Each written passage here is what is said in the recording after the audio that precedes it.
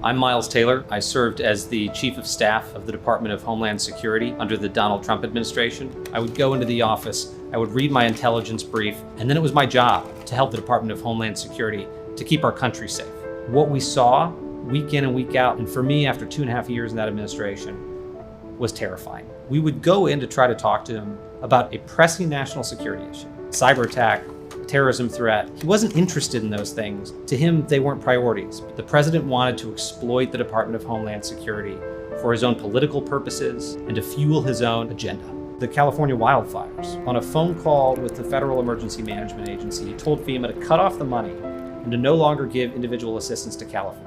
He told us to stop giving money to people whose houses had burned down from a wildfire because he was so rageful that people in the state of California didn't support him and that politically it wasn't a base for him. The policies at the border, he wanted to restart zero tolerance and separate families. He said he wanted to go further and have a deliberate policy of ripping children away from their parents to show those parents that they shouldn't come to the border in the first place. A lot of the time, the things he wanted to do not only were impossible, but in many cases illegal.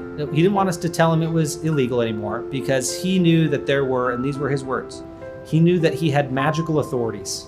He was one of the most unfocused and undisciplined senior executives I've ever encountered. I came away completely convinced based on firsthand experience that the president was ill-equipped and wouldn't become equipped to do his job effectively. And what's worse, was actively doing damage to our security. People who are still serving in this administration have said to me, just wait until the second term. It'll be no holds barred. It'll be shock and awe. We'll do what we want. Given what I've experienced in the administration, I have to support Joe Biden for president. And even though I'm not a Democrat, even though I disagree on key issues, I'm confident that Joe Biden will protect the country. And I'm confident he won't make the same mistakes as this president.